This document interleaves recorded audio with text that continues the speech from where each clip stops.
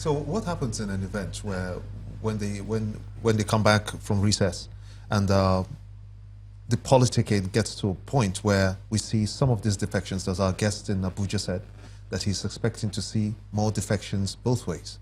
So here's what the defection really does. What the defection does is it influences what goes on in the PDP more than the APC. Because for every senator that defects, it becomes a delegate in the PDP. So what we have today is senators that have left the APC to the PDP. They change the permutations of who should be the presidential candidate of the PDP. So you're a senator, you move to the PDP, you become a delegate. You're a House of Rep member, you move to the PDP, you become a delegate. You're a House of Assembly member, you move to the PDP, you become a delegate. All those party chairmen also become delegates when they move to the PDP. And so last week, we said Adams Oshiomhole should be snoring, but today he's woken up. He's woken up today because the permutations have changed. But Atiku Abubakar was dancing last week. He's also moved to the classroom right now. This is no longer the time to dance. You can't keep dancing now. No, you can't keep dancing. Because you've got Tambuwal and Senate President in the fray. You got it. So it makes calculations even more difficult because now it is time for arithmetic. It is time to look at where will your delegates come from.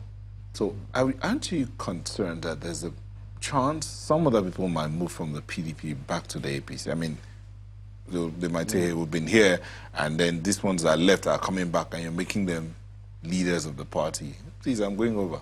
Don't you think that there's a chance that could happen? Well, the time is ticking, because based on INEC's calendar, presidential or primaries for this election officially starts in another 2 weeks. So if you want to move, you need to move now. 2 weeks. 2 weeks from now, all the next level of politicking starts. But here's why Adams Oshiomhole has woken up from his sleep. It's because the permutations have changed. Today, we can see APC's stronghold. Most of their senators are from 3 zones. The Northwest, they've got 14 senators. The Southwest, 12 senators. And Northeast, 9 senators. Those 3 other zones, the North Central, the PDP now has more senators in the North Central. The PDP has more senators in the South and Southeast. And so we've seen within 1 month how everything has changed. I think they've got just 2 weeks, and if Senate doesn't reconvene before that 2 weeks, it makes it more difficult for the APC. Also, as at before they went on the break, the date that they had put up as the resumption date was September 25. Now, here's the fact. Between September 25 and a week after that, we will know all the presidential aspirants, not candidates. So between September 25 and the first week of October, the PDP will have concluded its primaries. And then we'll know what will happen next. And who knows, possibly too, there may or may not be a shift in who becomes majority leader in the Senate and who eventually becomes minority leader. Because if you look at numbers now, they'll need 73 to remove the Senate president.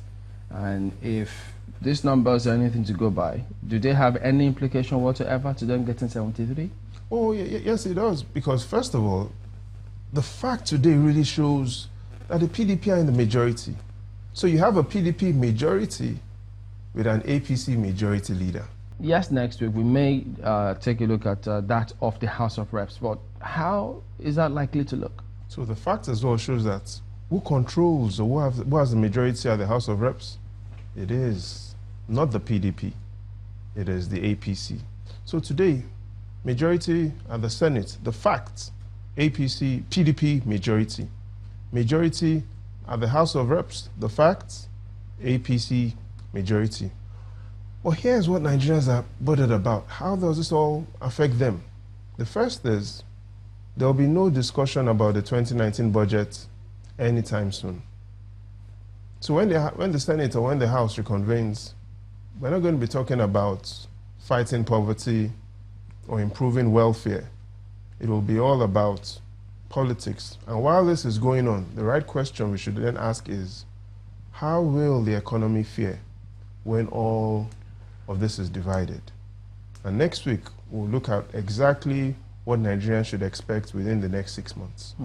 Well, you have to keep your focus on these numbers because the way things are fluid, they're consistently changing. So you never know. Today, tomorrow, next week, you may hear some of these figures. They may have moved from one place to the other, and who knows how that will affect the dynamics. But does that also mean that there may be no discussions about the requests from INEC anytime soon? Because of their interest, they are running for election, so they have to be able to find a way to solve. They want to sort themselves out first. They want to sort themselves out. So the request from INEC concerns them. So INEC is looking at over 150 billion naira. So they need to provide those funds. But more importantly, they need to be able to start finding solutions to the unemployment challenges that a lot of young Nigerians still face. The concern, which we shouldn't forget today, is what we really have in this nation is one party with different names. Chamberlain, So what's your other name? That then means that these two parties, the ADC and APGA, they all of a sudden become very important. Oh, yes. Because if they were to convene and say, look, we need signatures for one thing or the other, they will lobby these two very hard. That is. So today, the minority of the minority will determine what happens in the Senate. So because ADC and APGA, they've got 4 senators. If those vacant seats are filled and they go to the APC, then everybody starts lobbying the ADC and the APGA senators because they then can influence who becomes the majority. In simple terms, if the ADC senators and the APGA senators move to the APC and the APC win those 2 vacant seats, the APC regain their majority. I know, Nigerians would always keep asking, how do all of these things affect me? Because politicians want to sort themselves out first before they think about what's next. But very interesting. Babajide Ogunsanwo, our data and information analyst. Thank you for coming on today. And so there you have it. That the show today. Well, thank you all for watching. We will be back next week. I'm Chamberlain Uso. I'm Gimba Umar. I'm Neota Egbe.